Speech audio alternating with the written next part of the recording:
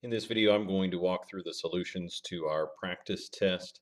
If there are any questions in this video that aren't clear enough to you, please send me an email or a message through Schoology, and I'll try to spend some more time discussing them for you. If we're looking at our Week 6 unit review page in Schoology, you can see an outline of the test, and it's basically this outline here underneath key terms and concepts. Essentially, the test is going to cover three components: limits, continuity of functions, and the difference quotient. And within the limits groups, we'll see lots of different ways that we can evaluate limits. For the continuity of functions questions, we're essentially making sure that you have memorized the checklist and can identify portions of a function that are not continuous. And then finally, how do you use limits along with this notion of continuity within our difference quotient, and whether or not you can simplify a difference quotient to find slopes of lines at a particular point. So this practice test is included below here at the bottom. You can download a copy. And since our deadline has passed, if you continue to work on any Math Excel and Khan Academy work from the first unit, please let me know so that I can update your score after Monday. Okay, so for the beginning of this practice test, we have a pair of limits, and each of those limits came along with the graph here. So while it's nice to have the function to look at, we don't really need the function at all to evaluate the limits. Remember, a limit discusses how the graph is behaving as we approach a particular x value. So in this particular example, number one, we're approaching an x value of 1, so I kind of made that tick mark on my x-axis, and I looked as we approached from the left and from the right along these different x values. As our x values became closer and closer to 3, the graph itself became closer and closer to -1. So the y values were tending towards -1 as the x values were tending towards +3, and that happened in both directions. So I'm fairly confident to say that the limit of this function is equal to -1.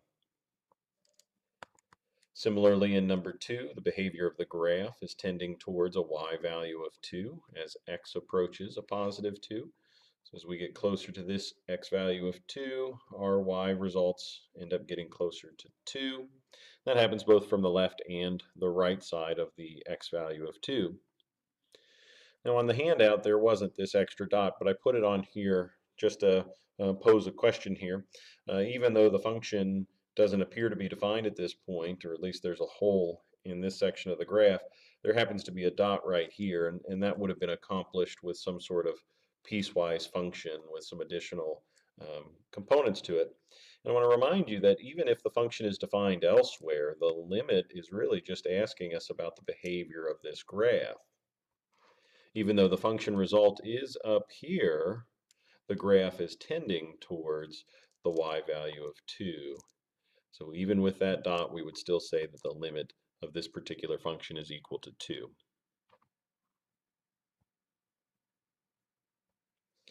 Now those two limits were found by using graphs, but if you look at our outline here, we also need to find limits using direct substitution, along with algebraic and other analytic methods. And we see both of those, I would say, in questions 3 and 4. Question 3, for example, we can't directly substitute a -2, well, because that's going to make a 0 in the numerator as well as the denominator. And the denominator is our big concern. We can't have a 0 in the denominator. So the algebraic approach that I would recommend here is factoring, since we can factor. And as it turns out, the factor x plus 2, that binomial factor in the numerator, can cancel with that same binomial factor in the denominator. And now those are gone. And we're saying that the limit of this original function that we're looking for is now equal to the limit of this new function that we've just obtained. Even though the two functions themselves are just slightly different, right? They're just slightly different. Their limits are exactly the same. So we can say this. So the limits are the same, and now at this point down here, there's no problem substituting a -2, and that's what I've done. And so it's not until the direct substitution step that we've made right here, ds for direct substitution. It's not until we made the direct substitution that I finally dropped my limit notation. And that may seem like a nitpicky thing, but it's actually very important because we're discussing the behavior of the limits at first, not the function values themselves. But again, finally, we made the substitution, and even though this limit is really asking about the behavior of the function from the right, it doesn't matter because when we substitute the number -2, we can evaluate that now that we've reduced this function algebraically. And whether we approach from the right or the left, the limit will equal 1. Similarly, we see a result in number 4. So I'll just let you pause the video and read through this and compare it against your work.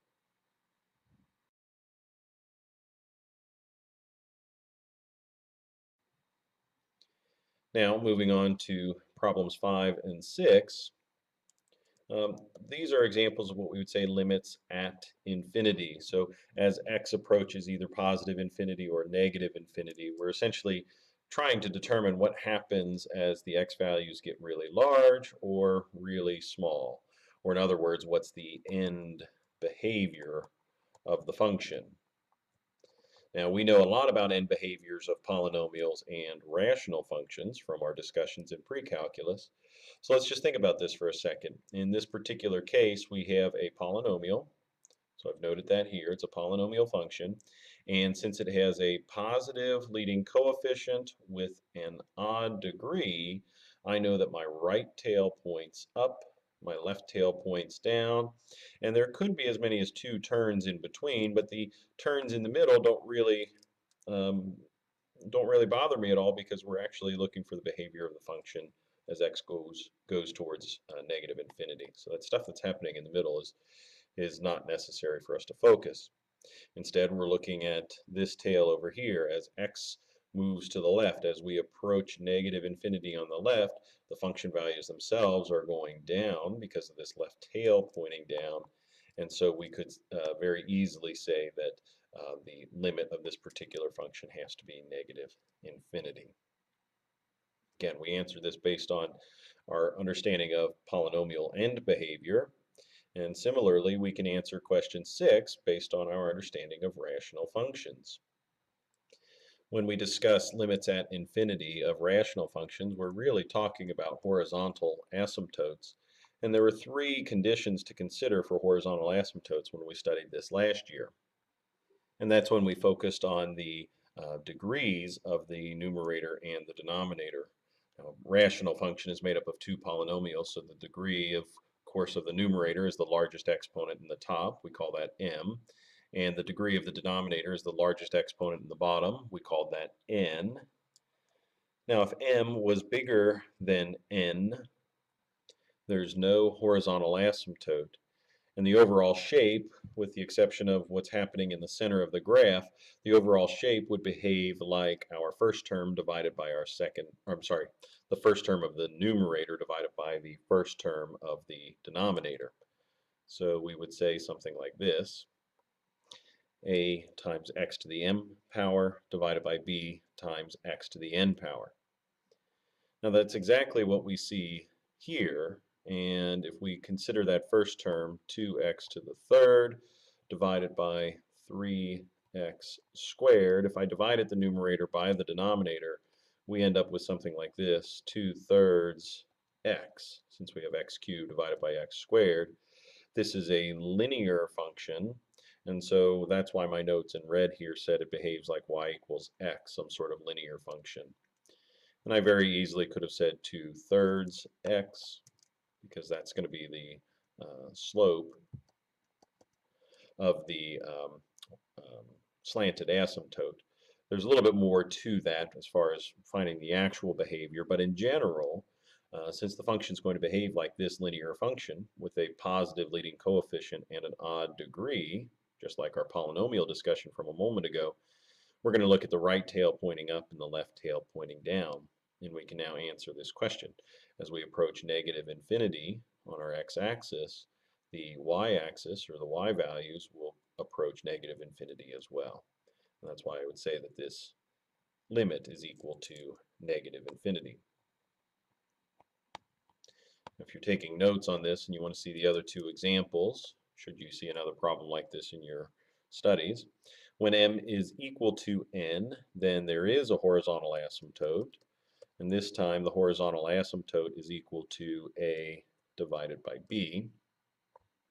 Maybe I should write it like y equals a divided by b. And if that's where our horizontal asymptote is, then that's the limit of the function as well. The graph will level off towards this number, both in the direction towards positive infinity on the x-axis, as well as to the left, negative infinity on the x-axis. Lastly, if our numerator's degree is smaller than the denominator's degree, then there is a horizontal asymptote at y equals 0. And so we would say the limit is equal to 0, because both to the right and to the left, the graph will level off at 0. So again, with 2 and 3, the limits are going to be equal to either this fraction or the number 0. In number 1, there's no horizontal asymptote, so we don't know exactly what it's going to tend towards.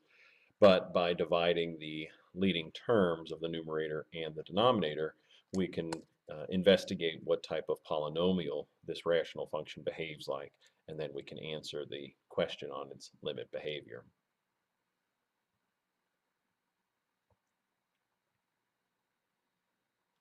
As we move on to the second page, this is where we start to see questions about continuity. Remember, continuity is literally just a discussion of where the graph itself breaks down, where there are holes or jumps or asymptotes in the graph. This particular graph looks to be continuous. There are no holes or jumps, so the entire thing could be drawn without lifting up our pen or pencil, and we would simply say that there are no points of discontinuity. Additionally, you might recall that the behavior of polynomials are exactly that. They are defined for all real number inputs. So again, no points of discontinuity. For number 8, we have a piecewise function that created this particular graph, and clearly it looks like the graph broke down here. If I were to try to copy this graph, I'd have to lift up my pencil to continue drawing as soon as x got to -1. So it's good to note that there is a point of discontinuity at x equals -1, but let's remember why that is no longer continuous. There are 3 points to the checklist, and we defined those last week. If we jump back to our notes, we said that these are the 3 components of the continuity checklist. The function has to be defined at the point A, where we think there might be discontinuity. The limit as x approaches a must exist. And then finally, the function value must be equal to the limit value at that particular point. So the function must be defined, the limit has to exist, and the limit and the function value must agree at that point. Well, in this graph, the function is defined, so it passes checkpoint 1. We do have a function value right here. But the limit from the left is approaching 0. The limit from the right is approaching -3. Since the left limit and the right-hand limit at x equals -1 don't match, then the limit itself does not exist. And if the limit does not exist at the value 1 on the x-axis, then we have failed the continuity checklist for checkpoint number 2. So again, we can visually see that there's a problem with the graph, but now we have a formal description as to why it failed. For number 9, well, the function itself does not exist at this point. There are no dots to label the function result at 0. So we would say that this graph is not continuous at x equals 0 because of checkpoint number 1. We recognize that the function at 0 is not defined. That's part of checkpoint number 1. For question 10, the function is defined at an x value of -3. The limit is defined at an x value of -3. So we have a function at 3, we have a limit at 3, but the function and the limit itself do not agree. Therefore, we failed checkpoint number 3. When the function value and the limit don't agree with one another, that identifies a point of discontinuity. As I mentioned in class, I'm happy with answers that look like this. You can simply tell me why the graph is not continuous based on our 3 checkpoints, if you still have those memorized. If you don't have the checkpoints memorized, then simply a quick description such as these two would be sufficient as well. So if you don't memorize them, just give a description as to why these graphs fail the continuity checklist. That's a pretty good description of what's happening on the no calculator portion of the test. I'll pick up the calculator portion in a second video. Thanks for watching.